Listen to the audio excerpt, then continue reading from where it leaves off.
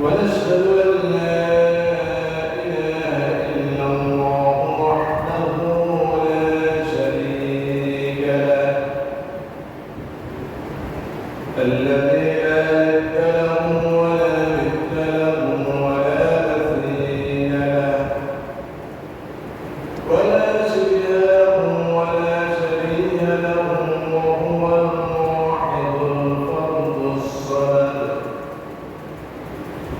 الذي لم يلد ولم يولد ولم يكن له كفوا أحد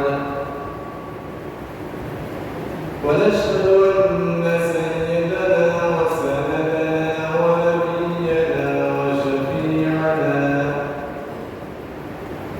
وحبيبنا ومولانا محمدا عبده ورسوله الذي أرسله الله تعالى بالحق بشيرا ونذيرا وداعيا إلى الله بإذنه وسراجا منيرا أما بعد فأعوذ بالله من الشيطان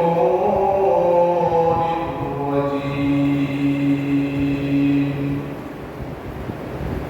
بسم الله الرحمن الرحيم قد أفلح المؤمنون الذين هم في صلاتهم خاشعون والذين هم عن اللغو معرضون والذين هم للزكاة فاعلون والذين هم لفروجهم حافظون إلا على أزواجهم أو ما ملكت أيمانهم فإنهم غير ملومين فمن ابتغى وراء ذلك فأولئك هم العادون والذين هم لأماناتهم وعهدهم راعون والذين هم على صلواتهم يحافظون أولئك هم الوارثون الذين يرثون الفردوس هم فيها خالدون وقال سيدنا رسول الله صلى الله عليه وسلم الكيس من دان نفسه وعمل بما بعد الموت أو كما قال عليه الصلاة والسلام إن الله وملائكته يصلون على النبي يا أيها الذين آمنوا صلوا عليه وسلموا تسليما اللهم صل على سيدنا محمد وعلى آل محمد كما صليت على إبراهيم وعلى آل إبراهيم إنك حميد مجيد اللهم بارك على محمد وعلى آل محمد كما باركت على إبراهيم وعلى آل إبراهيم إنك حميد مجيد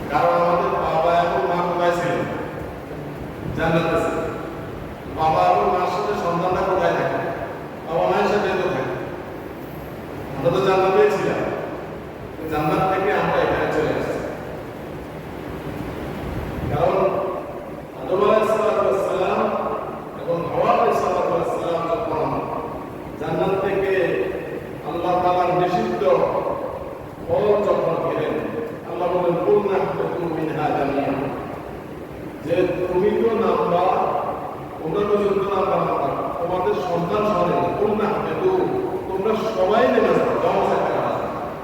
যদি শুধু দুইজনের কথা বলতো তাহলে বলতেছে কুলনা বেত, তোমরা দুইজন নামবে, কিন্তু আল্লাহ এখানে জমা থেকে ব্যবহার করছে কুলনা বেত, তোমরা সবাই নেমে। এজন্য যদি আমরা সূরাতুল মুমিনের এই 7টা বৈশিষ্ট্য যদি আমাদের নিজেদের মধ্যে থাকে, তাহলে আমরা আবার সেই জান্নাতুল ফেরদাউসের মধ্যে দাখিল হয়ে যাব ইনশাআল্লাহ। আল্লাহ তাআলা কিয়ামতের ময়দানে আমাদেরকে সেই জান্নাতুল ফেরদাউসের উত্তরাধিকারী হওয়ার তৌফিক দান। 1 নম্বর বৈশিষ্ট্য কি? قد أفلح المؤمنون الذين هم في صلاتهم خاشعون। 1 নম্বর বৈশিষ্ট্য হলো জান্নাতুল ফেরদাউসের উত্তরাধিকারী যারা হবে তাদের প্রথম নম্বরের বৈশিষ্ট্য হলো তারা নামাজকে খুশু এবং হুজুর সাথে ভয়ভীতি সহকারে একাগ্রতার সাথে আদায় করে। দুনিয়ার যত ভালো চিন্তা, খারাপ চিন্তা, সমস্ত রকমের চিন্তা থেকে মুক্ত হয়ে একাগ্র চিত্তে নামাজ পড়ার নামই হল খুশু এবং হুজুর। কিন্তু আমরা যখন নামাজে দাঁড়াই তখন দুনিয়ার যত কথা আছে সব আমাদের মনে পড়ে, ঠিক কিনা? নামাজের আগে মনে হয় না, কিন্তু যত কথা আছে সব আমাদের নামাজের মধ্যে মনে হয়। এজন্য যে দুনিয়ার সমস্ত ভালো এবং খারাপ চিন্তা সবগুলি বাদ দিয়ে শুধুমাত্র একমাত্র কেবলমাত্র আল্লাহ তাআলা সন্তুষ্টির জন্য একাগ্র চিত্তে নামাজ আদায় করার নামই হল যে খুশু এবং হুজুর। মসজিদে নববীতে এক সাহাবী এসে নামাজ পড়ে এসে রাসূল সাল্লাল্লাহু আলাইহি সাল্লামকে সালাম দেওয়ার পর রাসূল বললেন ওয়া আলাইকুমুস সালাম। এরপর বললেন ফারজে, তুমি আবার যাও, ফাসাল্লি, তুমি আবার নামাজ পড়ো, ফা ইন্নাকা লাম তুসাল্লি, কেননা তুমি নামাজ পড়ো নাই। রাসূল এই কথা বলেন নাই তোমার নামাজ হয় নাই, এই কথা বলেন নাই, বলছি তুমি আবার নামাজ পড়ো, তুমি নামাজ পড়ো নাই, ফা ইন্নাকা লাম তুসাল্লি, তুমি নামাজ পড়ো নাই।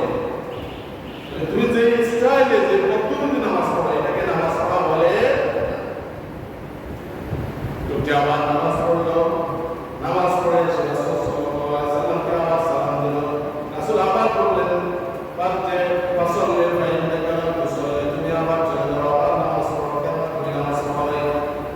লোকটি আবার নামাজ আদায় করলেন, নামাজ আদায় করে আবার রাসূল সাল্লাল্লাহু আলাইহি সাল্লামকে সালাম দিলেন। এরপর রাসূল আবার বললেন ফারজে ফাসাল্লি ফা ইন্নাকা লাম তুসাল্লি, তুমি আবার যাও, আবার নামাজ পড়ো, কেন তুমি নামাজ পড়ো নাই। কয়বার বললেন? 3 বার। তারা কি আসে নামাজ পড়তে? মেহরবানি করে সামনের কাতারগুলি আগে করে বসে। এরপর সাহাবায়ে কেরাম বললেন ইয়া রাসূলুল্লাহ, এর থেকে উত্তম হবে, এর থেকে ভালো হবে, আমি আর নামাজ পড়তে পারি না, মেহরবানি করে আমাকে আপনি নামাজ শিখিয়ে দেন। রাসূল সাল্লাল্লাহু আলাইহি ওয়াসাল্লাম ব্যক্তিকে বললেন তুমি এইভাবে রুকু করা, রুকুর মধ্যে স্থিরভাবে রুকু তাসবিহ করে আদায় করবা, সোজা হয়ে দাঁড়াবা, তারপরে আবার স্থিরভাবে রুকু সিজদা করবা, সিজদা তাসবিহ করে পড়বা, ওই সিজদার মাঝখানে তুমি সোজা হয়ে যাবা, আবার তুমি আরেকটা সিজদা করবা, এইভাবে স্থিরভাবে তুমি নামাজ পড়বা। প্র্যাকটিক্যাল শেখাই দেবে।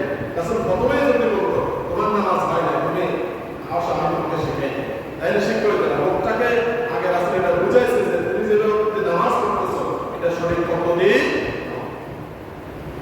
এজন্য তুমি আবার নামাজ রাসূল আবার শেখাই দেবে।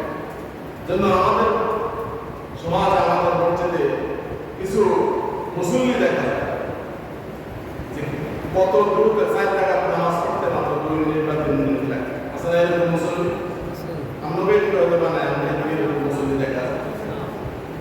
রাসূল বলতেছেন আসওয়াউন নাস সারাকাতান ফিস সালাহ, আসওয়াউন নাস সারাকাতান লা ইউসরিফু ফিস সালাহ, সবচাইতে বড় চোর হইল ওই ব্যক্তি যে ব্যক্তি নামাজের মধ্যে চুরি করে। অন্যের ঘরে ঢুকে জিনিস জিনিসপত্র চুরি করে নিয়ে যায়, একে বড় চোর বলা হয়নি। বড় চোর বলা হয়েছে যে নামাজের মধ্যে চুরি করে, তাকে বড় চোর বলা হয়েছে। সাহাবায়ে কেরাম বলল, কাইফা ইসরিকু মিন সালাতি ইয়া রাসূলুল্লাহ, নামাজের মধ্যে আবার চুরি করে কিভাবে? রাসূল বললেন, লা ইউকিমু রুকুআহা ওয়ালা সুজুদাহা, রুকুগুলি এবং সিজদাগুলি পরিপূর্ণভাবে আদায় করে না, যেই হলো নামাজের মধ্যে চুরি করে। রুকুর মধ্যে যায়, সোজা হয়ে ঠিক মতো দাঁড়ায় না, আসলে অনেক চুরি। আবার দুই সিজদার মাঝখানে সিজদা দেয়, মাথায় একটু উঠে আবার তারপরে সিজদা দেয়, এরকম মুসলি আছে না? এজন্য রাসূল বলতেছেন, লা ইউকিমু রুকুআহা ওয়ালা সুজুদাহা, রুকু এবং সিজদা সঠিকভাবে আদায় করে না, এই ব্যক্তি হলো সবচেয়ে বড় চোর। সূরা মাউনের মধ্যে আল্লাহ তাআলা বলেন, ওয়াওয়াইলুল লিল মুসাল্লিন আল্লাযীনা হুম ফি ওয়াইলুল লিল মুসাল্লিন আল্লাযীনা হুম আন সালাতিহিম সাহুন, ওই ব্যক্তি নামাজের মধ্যে, ওই ব্যক্তির জন্য ধ্বংস যে ব্যক্তি নামাজের মধ্যে গাফেল, নামাজের মধ্যে চরম, আল্লাযীনা হুম ইউরাউনা ওয়া ইয়ামনাউনা আল্লাহ, এবং কিছু নামাজ আছে মানুষকে দেখানোর জন্য নামাজ পড়ে। আসলে এরকম নামাজ নতুন ছেলে বিয়ে করাইছে, এখন যদি নামাজ না পড়ে তাইলে বিয়ে কি হবে? মেয়ে বিয়ে দিছে, এখন যদি নামাজ না পড়ে, দাড়ি যদি এখন না রাখে, তাইলে খারাপ দেখা যায়। এরকম মতলবী মুসল্লি আছে না আমাদের অনেক, আমরা হয়তো বা ভালো, কিন্তু এরকম বড় মুসল্লি আছে যে মানুষকে দেখানোর জন্য নামাজ পড়ে। মান সাল্লা ইউরাই ফাকাদ আশরাকা ওয়া মান সাল্লা ইউরাই ফাকাদ আশরাকা, যে ব্যক্তি কাউকে দেখানোর জন্য নামাজ পড়লো সে ব্যক্তি শিরক করলো। ওয়া মান সাল্লা ইউরাই ফাকাদ আশরাকা, যে ব্যক্তি কাউকে দেখানোর জন্য রোজা রাখলো সে ব্যক্তিও শিরক করলো। তাহলে আমি নামাজ পড়লাম কি সওয়াবের জন্য না গুনার জন্য? কিন্তু আমার নামাজ দিলের কারণে, আমার নফসের কারণে আমার নামাজ পড়লাম, হয়ে গেল কি শিরক, হয়ে গেল শিরক। এজন্য আল্লাহ তাআলা আমাদেরকে সহিভাবে নামাজ পড়ার তৌফিক দান করেন। আল্লাহ তাআলার সাথে যোগাযোগের মাধ্যম কয়টি? দুইটি। উত্তমা উহিয়া ইলাইকা মিনাল কিতাব আকিমুস সালাত, আল্লাহর সাথে যোগাযোগের মাধ্যম দুইটি। একটা হলো যে যখনই আল্লাহর সাথে কথা বলতেছেন কোরআন নিয়ে বসে, কোরআন তেলাওয়াত, আর একটা হলো আকিমুস সালাত, নামাজ পড়া। রাসূল সাল্লাল্লাহু আলাইহি ওয়াসাল্লামের একটা বৈশিষ্ট্য ছিল যে যখন তিনি কোনো পেরেশানিতে পড়তেন, কোনো বিপদ আপদে পড়তেন, তখন তিনি জায়নামাজ বিছিয়ে নামাজ পড়ে আল্লাহর কাছে সাহায্য চাই, আল্লাহর কাছে সাহায্য চাই। কিন্তু আমরা সাহায্য চাই কার কাছে? চেয়ারম্যান, মেম্বার, ক্ষমতাধর ব্যক্তি কারা আছে তাদের কাছে গিয়ে আমরা সাহায্য চাই। কিন্তু সাহায্য চাওয়ার দরকার ছিল কার কাছে? আল্লাহর কাছে। ফাইজা সাআলতা ফাসআলিল্লাহ, যখন তুমি কোনো কিছু চাইবা আল্লাহ তাআলার কাছে চাও। ওয়াইজা ইসতাআনতা ফাসতাঈন বিল্লাহ, যখন আল্লাহর কাছে সাহায্য চাওয়ার দরকার হলো, প্রার্থনা করার দরকার হলো, কার কাছে করব? আল্লাহ তাআলার কাছে।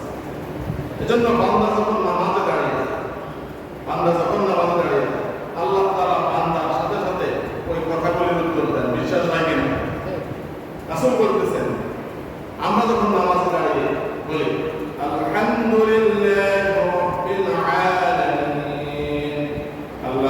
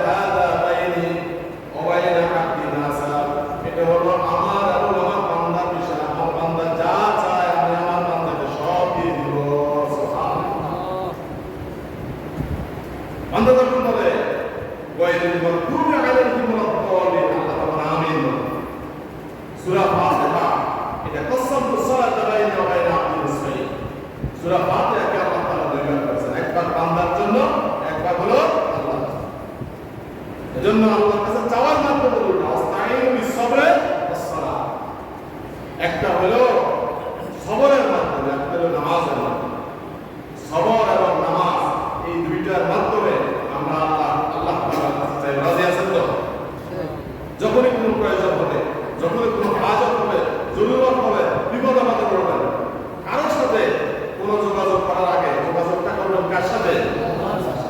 আল্লাহর সাথে যোগাযোগ করলে যিনি আপনার প্রয়োজনকে পূরণ করে দেবেন, দেরিকে।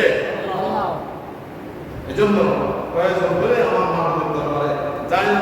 দুনিয়ার সকল মানুষ আপনাকে ফিরে দেওয়ার সম্ভাবনা আছে, কিন্তু আমার আল্লাহ তাআলার দরবারে আল্লাহ তাআলা কখনো বান্দাকে ফিরায় যদি যাওয়ার মতো আমরা চাই। কিন্তু আজকে সবচেয়ে বেশি আমাদের মধ্যে যেটা সেটা হলো নামাজ সম্পর্কে আমাদের বেখবর। নামাজ আমরা পড়ি, কেউ 1 ওয়াক্ত পড়ে, কেউ 2 ওয়াক্ত পড়ে, কেউ 5 ওয়াক্ত পড়ে, কিন্তু নামাজ ধরে কয় ওয়াক্ত? 5 ওয়াক্ত। এমন কোন নবী নাই যে নবীর উপরে নামাজ ফরজ ছিল না, কম বেশ। মুসা আলাইহিস সালামের উপরে আল্লাহ তাআলা যখন মুসা আলাইহিস সালাম যখন তুর পাহাড়ে গিয়েছিলেন, তুর পাহাড়ে যাওয়ার পরে আল্লাহ তাআলা মুসা আলাইহিস সালামকে বলতেছিলেন, ইন্নী আনা আল্লাহ ফা'বুদনি ওয়া আকিমুস সালাহ, আমি তোমার রব, তুমি আমার ইবাদত করো এবং নামাজ কায়েম করো।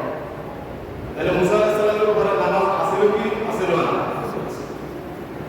এমন কোন নবী নাই যে নবীর উপরে নামাজ ফরজ ছিল। এজন্য 5 ওয়াক্ত নামাজ যে ব্যক্তি আদায় করবে না, কাল কিয়ামতের ময়দানে তাকে কঠিন শাস্তির মুখোমুখি হতে হবে।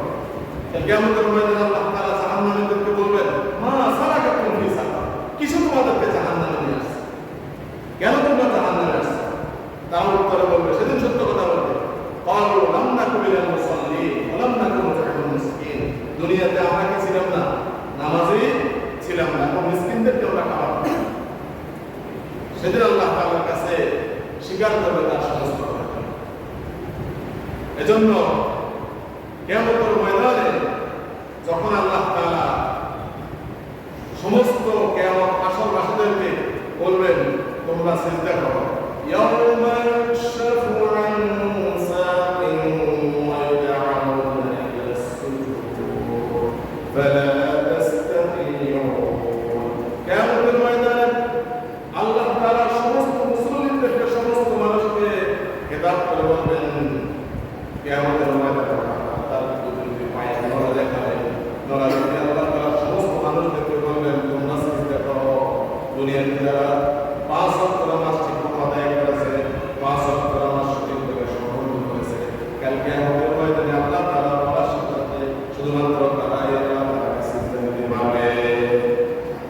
যারা দুনিয়াতে 5 ওয়াক্ত নামাজ ঠিকমতো আদায় করেছে, আল্লাহ তাআলা বলার সাথে সাথে প্রত্যেকটা মানুষ সাথে সাথে সিজদায় যাবে। আর কিছু মানুষ যারা দুনিয়াতে ঠিকমতো নামাজকে আদায় করেনি, নামাজকে সঠিকভাবে পড়েনি, লজ্জায় অপমানে তাদের দৃষ্টি নিচের দিকে থাকবে, তারা দৃষ্টি বন্ধ হবে, তাদের পিঠে শক্ত হয়ে যাবে যে তারা সিজদা দিতে পারবে। কিছু মানুষ আছে না যে পিঠের মধ্যে সমস্যার কারণে সিজদা দিতে পারে না, চেয়ারে বসে নামাজ পড়ে অথবা বসে নামাজ পড়ে পিঠের কারণে। কাল কিয়ামতের ময়দানে যারা দুনিয়াতে ঠিকমতো নামাজ পড়েনি, তাদের এরকম পিঠ এত শক্ত হয়ে যাবে যে আল্লাহ তাআলা তাদেরকে বলার সাথে সাথে তারা সিজদা দিতে পারবে।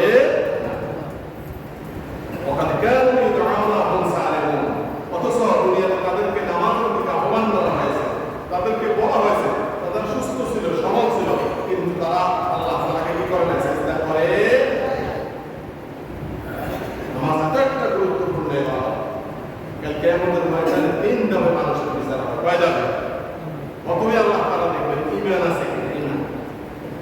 ঈমান আছে, এরপরে বলবেন যে সামনের স্টেজ, এরপরে দেখবে যে নামাজ আছে কিনা, আপনার আমল নামার মধ্যে কি আছে কিনা, নামাজ আছে কিনা, 5 ওয়াক্ত নামাজ ঠিকমতো দুনিয়াতে আদায় করছে, নামাজ আছে তো, এরপরে বলবে যে সামনে স্টেজ, এরপরে দেখবে যে জুলুম আছে কিনা, দুনিয়াতে কারোর উপরে জুলুম করছে কিনা। এর 3টার কোনো একটা যদি সে আটকে যায় তাহলে সে জাহান্নামে যাবে। আল্লাহ তাআলা আমাদেরকে এই 3টা গাড়িতে আল্লাহ তাআলা আমাদেরকে সহজ করে দেন, আমাদের সহজে বানিয়ে দিতে পারে। আমিন। হযরত ওমর রাদিয়াল্লাহু তাআলা ফজরের নামাজের মধ্যে ইমামতি করতে দাঁড়ালেন। দাঁড়ানোর সাথে সাথে আবু লুকলুক নামক এক বুজুর্গ, ওনার থেকে ওমর রাদিয়াল্লাহু তাআলা নাভির মধ্যে দুই পাশে দুইটা ছুরি দিয়ে আঘাত করেছে, খঞ্জর বলা হয়, খঞ্জর দিয়ে আঘাত করেছে। আঘাত করার সাথে সাথে ওমর রাদিয়াল্লাহু তাআলা পড়ে গেলেন। সাহাবায়ে কেরাম ওই ব্যক্তিকে ধরতে গেলেন, আর সে ওই খঞ্জর ঘুরাইতে ঘুরাইতে মসজিদ থেকে বের হয়ে গেল। স্পট হয়ে গেল কয়েকজন সাহাবী সেখানে। ওমর রাদিয়াল্লাহু তাআলা যখন জ্ঞান আসলো, জ্ঞান আসার পরে ওমর রাদিয়াল্লাহু তাআলা এই কথা বললেন না যে তোমরা তাকে ধরছই, তাকে হত্যা করছই, তাকে জেলে ঢুকাইছিলে, তাকে শাস্তি দিছনি, এই কথা বলেন না। ওমর রাদিয়াল্লাহু তাআলা বললেন, আসসাল্লাহু নাস, মানুষ কি আমার ইমামতি যে নামাজ শুরু করেছে, এক রাকাত তুমি পড়াইছে, বাকি এক রাকাত পড়াতে পারেননি, বলতেছে যে আমার ইমামতিতে মানুষ নামাজ শুরু করেছে, বাকি নামাজ আমরা আদায় করেছি কিনা, ফজরের নামাজ মানুষ পড়ছে কিনা, কথা বলতেছে। সুবহানাল্লাহ, নামাজ কত গুরুত্বপূর্ণ ইবাদত। উনি নিজের জানের কথা বলেন নাই, শত্রুর কথা বলেন নাই, বলতেছেন আসসাল্লাহু নাস, মানুষ কি নামাজ পড়ছে কিনা। রাসূলের ইন্তেকালের সাথে তিনি দুইটা কথাই বলেছিলেন, আসসালাত আসসালাত ওয়া মা মালাকাত আইমানুকুম, হে আমার মুসলিমরা, হে আমার উম্মতরা, নামাজ নামাজ নামাজ, এবং তোমাদের অধীনস্থ যারা আছে তাদের ব্যাপারে সতর্ক। তাইলে আল্লাহ তাআলা আমাদেরকে 5 ওয়াক্ত নামাজ সঠিকভাবে আদায় করার তৌফিক দান করুন, আমিন।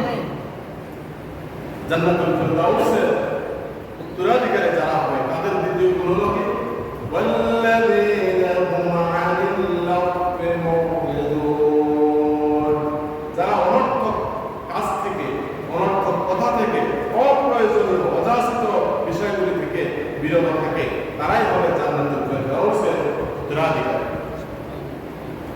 রাসূল সাল্লাল্লাহু আলাইহি ওয়াসাল্লাম বললেন যে এখন একজন ব্যক্তি মসজিদে নববীতে প্রবেশ করবে, তিনি জান্নাত।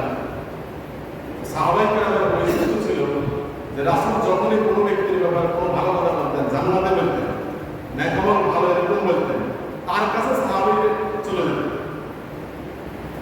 সব সাহাবীরা দেখতেছেন আজকে কে মসজিদে নববীতে আগে দেখতেছে। হযরত আব্দুল্লাহ ইবনে সালাম রাদিয়াল্লাহু তাআলা আনহু মসজিদে ঢুকতেছে, সবাইকে তাকে বললেন, ও আব্দুল্লাহ ইবনে সালাম, এই মাত্র রাসূল সাল্লাল্লাহু আলাইহি সাল্লাম আপনাকে জান্নাতে বলে ঘোষণা করেছে, আপনি কি এমন আমল করেন যে আমলের কারণে আল্লাহ রাসূল আপনাকে জান্নাতে ঘোষণা করেছে?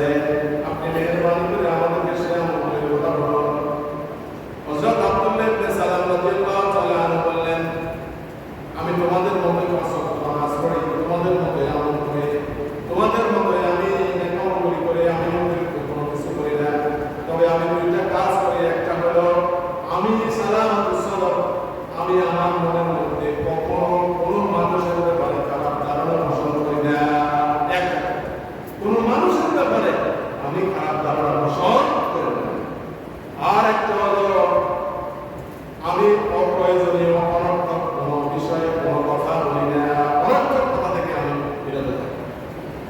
মিন হুসনি ইসলামিল মার'i তারকিহি মা লা ইয়ানি, যে ইসলামের সৌন্দর্যই হলো অনর্থক অপ্রয়োজনীয় কথা থেকে নিজেকে বাঁচাই রাখা। কিন্তু আমরা এখন অনর্থক অপ্রয়োজনীয় বিষয়গুলি বেশি করি না, কম করি। চা দোকানে যখন বসে একবার জিজ্ঞাসা যে কি বুঝেন এই সরকার ঠিক পরিবেশ, চা দোকানের আলোচনা বলি না, কি বুঝেন এই সরকার কি বেশি দিন ঠিক করি, যা পেতেছে মনে হয় বেশি দিন ঠিক তো নয়, ঠিক আছে, কোনো সম্ভাবনা দেখে আদার হয়েছে, আদার প্রবল অবস্থা না, এটা তুমি অটো চালাও, সিএনজি চালাও, তুমি চিন্তা করো যে এই সরকার মনে হয় বেশি দিন ঠিক, এটা প্রয়োজন না অপ্রয়োজন, অনর্থক নয় চিন্তা করি। আজকে অনর্থক কাজের পিছনে সারা বাংলাদেশের সমস্ত যুব সমাজ লেগে গেছে। এক বিশ্বকাপের উন্মাদনা, এক বিশ্বকাপের উন্মাদনা সারা বাংলাদেশের সমস্ত যুবক আজকে ইহুদি নাসারাদের তারপর যাদের দালালি করতেছে। ব্রাজিল আর আর্জেন্টিনার পতাকা সারা ঢাকা শহরে গেলে দেখবেন এমন কোন ছাপ নাই যে ছাদের উপরে 2-10টা পতাকা ব্রাজিল আর্জেন্টিনার নেই। ওই দিন ফেসবুকে দেখলাম এক লোকে 1 থেকে 1.5 কিলোমিটারের একটা ব্রিজ, সেই ব্রিজের মধ্যে তারপরে আর্জেন্টিনার পতাকা রং দিয়ে রং দিয়ে তারপর ব্রিজ রং গাইতেছে। এটা খুব প্রয়োজনীয় কাজ। কথা বলেন আপনাকে আমার কথা বেজারে দিচ্ছে, বেজারে বলি তাইলে পছন্দ আপনি। আরেক লোকের পাঁচতলা বাড়ি ব্রাজিলের পতাকার রং দিয়ে পুরা বাড়িকে রং গাইতেছে। খুব প্রয়োজনীয় কাজ। শত শত টাকা খরচ করে ব্যানার, একজন তো দেখলাম টাকা পয়সা সব জমি জমা বিক্রি করে কোন দেশে জানেন পতাকা দাম বলছেন বাইক মান পর্যন্ত পতাকা বানাচ্ছে। অথচ সমাজের মধ্যে এমন অনেক মানুষ আছে যে মানুষটা চিকিৎসার অভাবে, টাকার অভাবে তার প্রয়োজনীয় চিকিৎসা করতে পারতেছে, টাকার অভাবে ছেলে ধর্ম বিলাপ করতে পারতেছে, টাকার অভাবে টাকা নেই, অল্প কিছু টাকার জন্য বিদেশ যাইতে পারতেছে না, সামান্য কিছু টাকার জন্য বিদেশ যাইতে পারতেছে। তাকে টাকা দেওয়ার মতো কেউ নেই, চিকিৎসা খরচ দেওয়ার মতো কেউ নেই। একজন মানুষ বিয়ে দিতে পারতেছে না টাকার অভাবে, তার পাশে দাঁড়ানোর মতো মানুষ পাওয়া যায়। কিন্তু এক বিশ্বকাপের উন্মাদনা শত শত কোটি টাকা অপচয় হইতেছে, এটা কি হইতেছে না? গত দুদিন আগে এক পরিসংখ্যানে দেখলাম 2022 সালে কাতার যে বিশ্বকাপ হয়েছে সেই বিশ্বকাপে $200 বিলিয়ন খরচ হয়েছে। অথচ সারা বিশ্বের সকল মানুষের খাদ্য ঘাটতি পূরণ করার জন্য মাত্র $80 বিলিয়ন বেড়ে চলেছে। $80 বিলিয়ন। কিন্তু অযথা অনর্থক অযথা খরচ হচ্ছে $200 বিলিয়ন। তারা দাবি করে পৃথিবীর সবচেয়ে সভ্য জাতি হলো ইনকাম কোন জায়গা থেকে করেছ, কোন জায়গায় খরচ করেছ, কাল কিয়ামতের ময়দানে এই জবাব দেওয়া ছাড়া পা নাড়াইতে দেওয়া হবে না। ঠিক কিনা বলেন? যুবকদের আজকে আমাদের যুবকরা এইগুলির ভয়াবহতা জানে না বলে আজকে এদের বিচার লেগে আছে। সারা রাত করে জাগনা থাকে, রাত্রে 3টা 4টা 5টা বাজে আর্জেন্টিনা ব্রাজিলের খেলা, সে জাগনা আছে। কিন্তু এই যুবক কোনোদিন আল্লাহর জন্য যে 5টা বাজে ফজরের জামাত আমি ফজরের নামাজ পড়বো এই জন্য আধা ঘন্টা আগে 25 মিনিট আগে জাগছে, এরকম রেকর্ড নাই। কিন্তু রাত্রে 3টা 4টা পর্যন্ত জাগনা থাকে, অথবা সারা রাত ঘুমায়, ঠিক 4টার আগে সে নিজে জাগে। বন্ধুরা মিস কল দিয়ে, বন্ধুরা কল দিয়ে তারা জায়গায় রাখে, জাগস না, খেলা তো শুরু হয়। আসেনি না নাই? ইকতারেন খামসান ক্বাবলা খামসিন, 5টা কাজ শাবাবাকা ক্বাবলা হারাম। বয়স আসার আগে, মৃত্যুকাল হওয়ার আগে তোমার যৌবনকে কাজে লাগাও। ওয়াসিহ্হাতাকা ক্বাবলা সুকুরি, অসুস্থ হওয়ার আগে সুস্থতাকে কাজে লাগাও। ওয়াগিনাকা ক্বাবলা ফাকরি, দারিদ্রতা আসার আগে সচ্ছলতাকে কাজে লাগাও। আজকে সারা দুনিয়া লেগে গেছে অনর্থক অযাচিত কাজের পিছনে, কথা লম্বা হয়ে যেতেছে। হযরতে লোকমান আলাইহিস সালাম পবিত্র কোরআনে সূরাতুল লোকমান নামে একটা সূরা আছে, আসলে নাই? সূরাতুল লোকমানের মধ্যে হযরত লোকমান আলাইহিস সালামকে আল্লাহ এমন হিকমত দিয়েছে যে হিকমতের কারণে মাগরিবের সময় সকল মানুষ তার কাছে আসতো বয়ান শোনার জন্য। তার এমন আকর্ষণীয় ভাবে তিনি বয়ান করতেন, সবাই চাতক পাখির মতো তার দিকে চেয়ে। তখন হযরত লোকমান ছিল রাখা, তার মালিক পরীক্ষা করার জন্য যে হযরত লোকমান এত জনপ্রিয় মানুষ কেন বললো, যে হযরত লোকমানকে পরীক্ষা করার জন্য বলতেছে, ইজবা শাতান, এ লোকমান তুমি একটা বকরি জবাই করো, ওয়া আখরিজ মিনহা আতিয়াবা মুকতাতাইন, এই বকরির ভিতর থেকে সবচেয়ে ভালো দুটো অঙ্গ কিছু নিয়ে আসো। হযরত লোকমান একটা বকরি জবাই করলেন, বকরি জবাই করে অন্তর এবং জবানটা নিয়ে আসলেন। কিছুদিন পরে মালিক আবার বললো, ইজবা শাতান করো, এই লোকমান তুমি আরেকটা বকরি জবাই করো, ওয়া আখরিজ মিনহা আখবাসা মুকতাতাইন, তুমি এর ভিতর থেকে সবচেয়ে খারাপ দুটো অঙ্গ কেটে নিয়ে আসো। এবার হযরত লোকমান তার অন্তর এবং মুখ কেটে নিয়ে আসলো।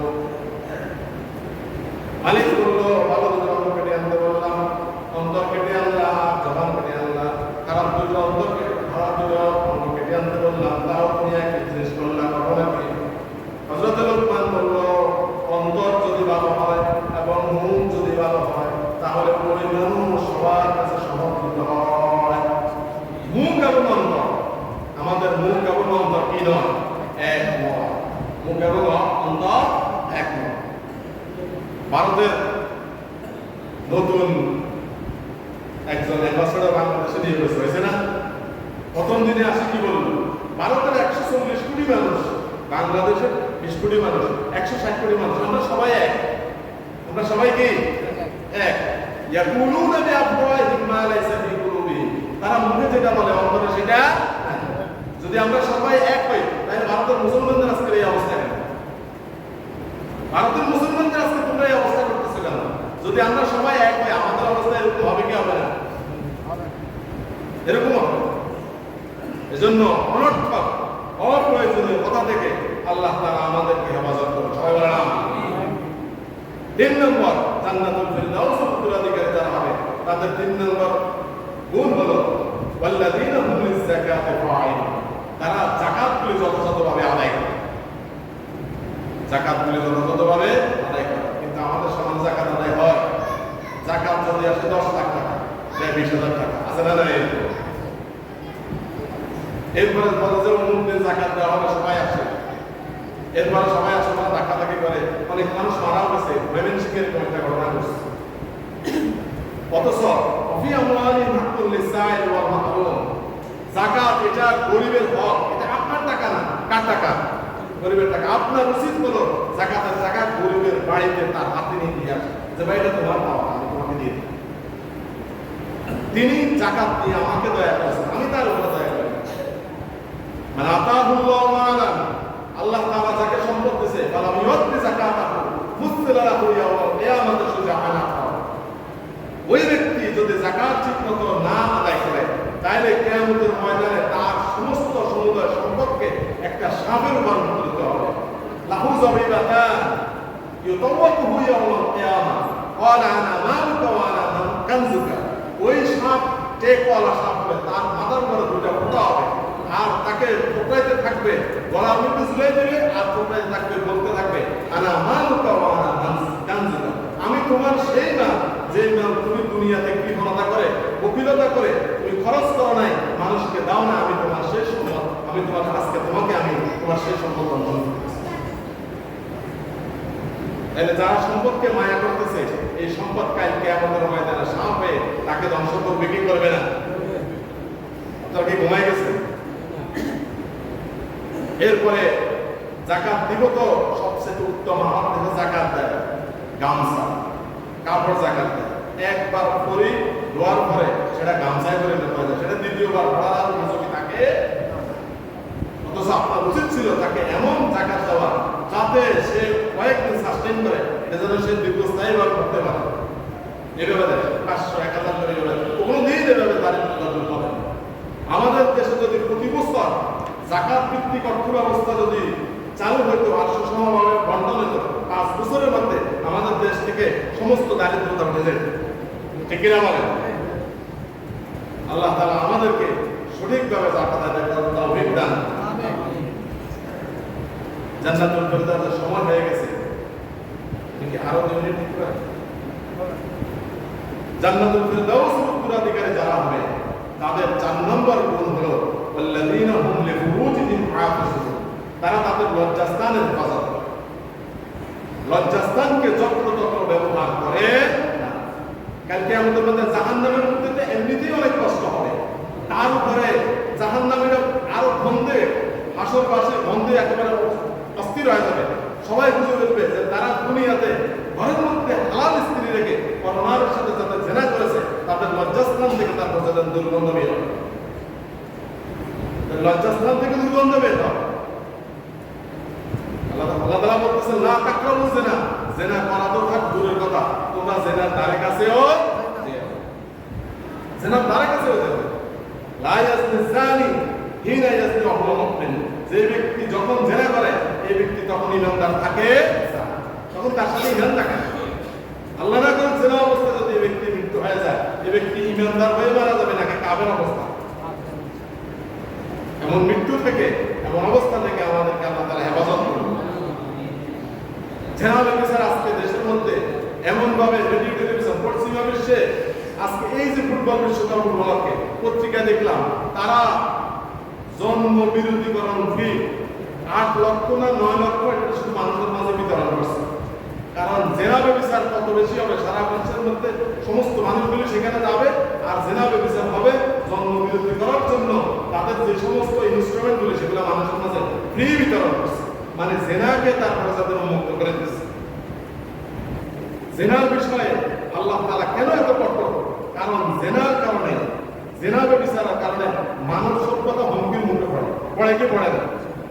এজন্য জেনার শাস্তি কোরআনের মধ্যে এত কঠোর। কোন বিবাহিত পুরুষ কোন বিবাহিত নারী যদি জেনা করে তাহলে তাদেরকে বুক পর্যন্ত গর্তের মধ্যে গেড়ে পাথর মেরে তিনি তাদেরকে হত্যা করতে হবে। কিন্তু কেউ যদি নামাজ যদি সারা মাসেও না পড়ে এরকম কোনো কথা কোরআনে আছে? কারণ যিনি নামাজ পড়ে না তিনি অন্য কোনো মানুষের ক্ষতি করতেছেন না, তিনি নিজে জাহান্নামী হবেন, কিন্তু অন্য কোনো মানুষের তিনি কি করতেছেন না, ক্ষতি করতেছে না। কিন্তু তিনি জিনা করেন, এই জিনা করার কারণে অবৈধ উপায়ে যৌন কামনা পূরণ করার কারণে মানব সভ্যতা হুমকির মুখে পড়বে। আজকে পশ্চিমা বিশ্বে সরকারের মাধ্যমে মানুষকে প্রণোদনা দেওয়া হচ্ছে, যত সন্তান হবে তাদের পড়ালেখা, তাদের চিকিৎসা, তাদের যত যাবতীয় যত খরচ আছে সব খরচ সরকারিভাবে দেওয়া হচ্ছে। তারপরও আদম সন্তান বাড়তেছে না, দিন দিন তাদের কমতেছে। আর আমাদের দেশে তারা রপ্তানি করে যে ছেলে হোক মেয়ে হোক, আগে বলতো দুটি সন্তানের যথেষ্ট, এখন বলে কি একটা হইলেই এখানে মুসলমান যত কমাই। আল্লাহ তাআলা যে কথাগুলি আলোচনা করা হয়েছে এই কথাগুলির উপরে আল্লাহ তাআলা আমাদেরকে আমল করার তৌফিক দান করুন।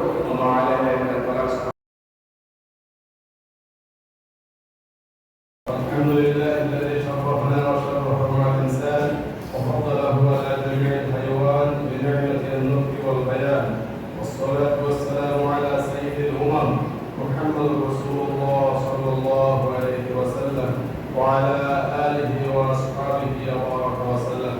أما بعد فأعوذ بالله من الشيطان الرجيم. بسم الله الرحمن الرحيم. قد أفلح المؤمنون الذين هم في صلاتهم خاشعون والذين هم عن اللغو معرضون والذين هم للزكاة فاعلون والذين هم لفروجهم حافظون إلا على أزواجهم أو ما ملكت أيمانهم فإنهم غير ملومين فمن ابتغى وراء ذلك فأولئك هم العادون والذين هم لأماناتهم وعهدهم راعون والذين هم على صلواتهم يحافظون أولئك هم الوارثون الذين يرثون الفردوس هم فيها خالدون. وقال سيدنا رسول الله صلى الله عليه وسلم الكيس من دان نفسه وعمل لما بعد الموت أو كما قال عليه الصلاة والسلام. معاشر الحاضرين وحدوا الله ولا تشركوا بالله فإن الشرك لظلم عظيم. فاتقوا الله فإن التقوى بلاد الحسنات إن أكرمكم عند الله أتقاكم. واعبدوا الله بما أمركم بالكتاب والسنة فإن السنة تهدي إلى الطاعة ومن أطاع الله ورسوله فقد رشد واهتدى. إياكم البدعة فإن البدعة تهدي إلى المعصية ومن عصى الله ورسوله فقد ضل وغوى. وأحسن إلى ذلك تكن مؤمنا وأحب للناس كما تحب لنفسك تكن مسلما ولا تكثر الذكر فإن كثرة الذكر تميت القلب. أعوذ بالله من الشيطان الرجيم. بسم الله الرحمن الرحيم. ربنا ظلمنا أنفسنا وإن لم تغفر لنا وترحمنا لنكونن من الخاسرين.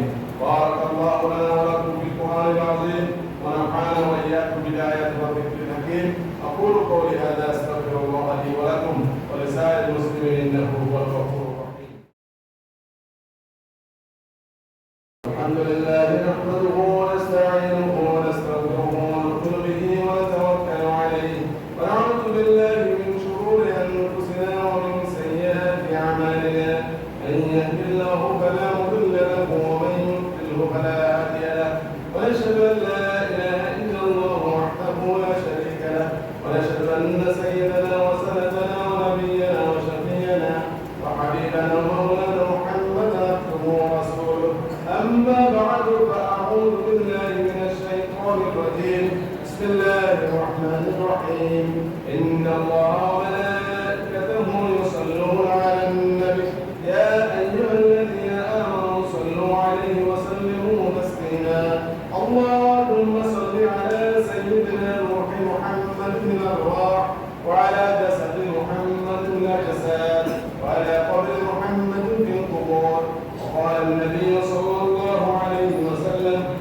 أمتي بأمتي أبو بكر وأشدهم في أمر الله عمر وأصدقهم حياء عثمان وأقربهم علي وفاطمة سيدة نساء أهل الجنة والحسن والحسين سيدا شباب أهل الجنة وأنزل وسطه ويصل رسوله اللهم اغفر للعباس وولده مغفرة ظاهرة وباطنة وذنبا رضوان الله تعالى عليهم كل الصحابة أجمعين اللهم في أصحابه لا تتخذوهم غرضا من بعدي ومن أحبهم فبحبه أحبهم ومن أبغضهم فببغضي أبغضهم وخير القرون قرني ثم الذين يلونهم ثم الذين يلونهم اللهم أعز الإسلام والمسلمين واخذل الكفرة والمبتدعة والمشركين اللهم إنا نجعلك في نورهم ونعوذ بك من شرورهم اللهم إنا نعوذ بك من جهد البلاء ودرك الشقاء وسوء القضاء وشماتة العداء عباد الله رحمكم الله إن الله يأمر بالعدل والإحسان وإيتاء ذي القربى وينهى عن الفحشاء والمنكر والبغي يعظكم لعلكم تذكرون فاذكروني أذكركم واشكروا لي ولا تكفرون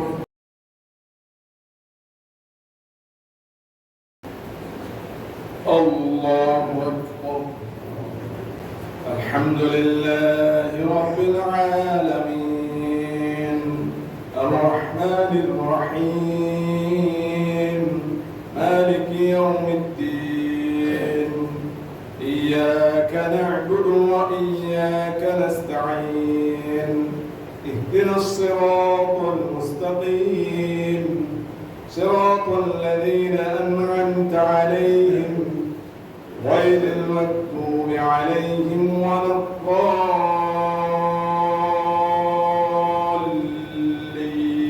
الضالين ألف لام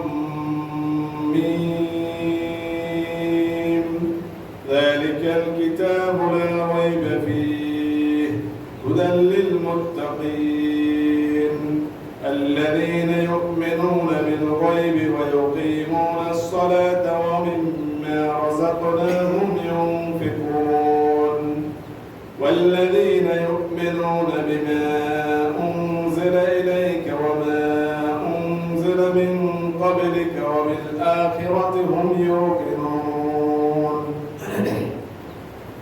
أولئك على هدى من ربهم وأولئك هم المفلحون إن الذين كفروا سواء عليهم أنذرتهم أم لم تنذرهم لا يؤمنون ختم الله على قلوبهم وعلى سمعهم وعلى أبصارهم غشاوة ولهم عذاب عظيم ومن الناس من يقول آمنا بالله وباليوم الآخر وما هم بمؤمنين يخادعون الله والذين آمنوا وما يخدعون إلا أنفسهم وما يشعرون في قلوبهم مرض فزادهم الله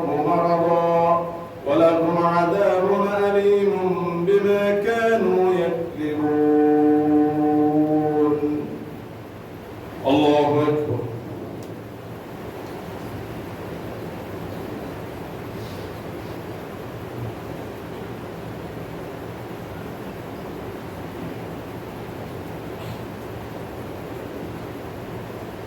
سمع الله لمن حمده الله أكبر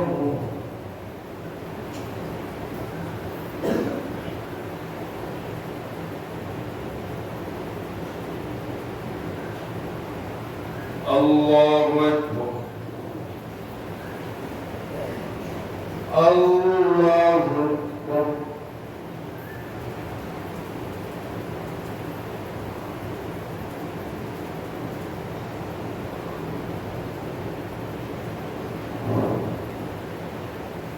السلام عليكم ورحمة الله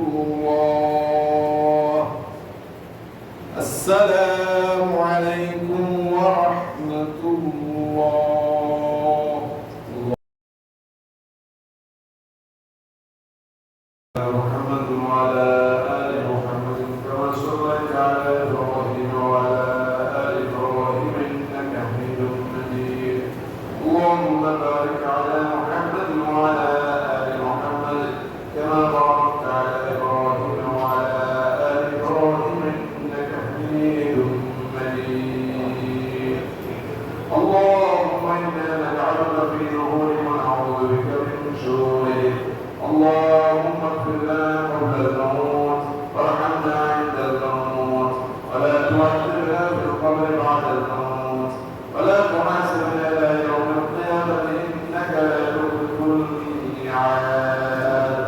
اللهم اغفر لنا تحب وترضى من القول والعمل والفعل إنك على كل شيء قدير. اللهم إنا نعوذ بك من عذاب القبر ونعوذ بك من عذاب الجحيم ونعوذ بك من فتنة المحيا والممات ونعوذ بك من فتنة المسيح الدجال. ربنا ظلمنا أنفسنا وإن لم تغفر لنا وترحمنا لنكونن من الخاسرين. ربنا لا تزغ قلوبنا بعد إذ هديتنا وهب لنا من لدنك رحمة إنك أنت الوهاب. يا الله يا رحمن يا رحيم يا حي يا قيوم يا كريم. الله شرطك يا سلام قلت الله تعالى سبحانه وتعالى بكل بعيد وقال ظلم مبوط بيسه. الله شمسك مبوط لكما قال يا الله الشمس وما سبحانه وتعالى يقول الله كفس كل شغل ما شد عمل نماز قبول المنزول لله. إنما يرسل الله تبي تقول لنا رسول الله إنما قاتل من حوزنا تبنا نفس قات وما شريكنا بالله من الله تبارك وتعالى وبارك الله مهربان كل الله أمر تدبير شمس وما نريد وما نريد يا الله. الله كما هو يسألك بابا هو يسأل أنا كما هو يسألك يسأل مهربان كل আমাদের মা বাবা জীবনের সমস্ত গুণাগুলি ক্ষমা করে দিন ইয়া আল্লাহ। আমাদের মা বাবা কবরকে রওজাতুল মিন রিয়াদিল জান্নাহ বানায় দিন ইয়া আল্লাহ। ইয়া আল্লাহ ইয়া রহমান যারা অসুস্থ আছে আল্লাহ অসুস্থদেরকে সুস্থতা দান করে দিন ইয়া আল্লাহ। চাকরি বাকরি ব্যবসা বাণিজ্যের মধ্যে আল্লাহ আপনি বরকত নসিব করে দিন ইয়া আল্লাহ। আল্লাহ এই মসজিদে যত মুসল্লি আল্লাহ নামাজ পড়েছে আল্লাহ প্রত্যেকের নামাজকে আল্লাহ আপনি কবুল আর মঞ্জুর করে দিন ইয়া আল্লাহ। এই মসজিদকে আল্লাহ আপনি কিয়ামত পর্যন্ত দায়ের এবং কায়েম রাখবেন ইয়া আল্লাহ। এই মসজিদের উসিলা করে আল্লাহ এই এলাকাকে আপনি হেদায়েতের জরিয়া বানায় দিন ইয়া আল্লাহ। تقبل منا انك انت السميع العليم وتب علينا يا مولانا انك انت التواب الرحيم. سبحان ربك رب العزة عما يصفون وسلام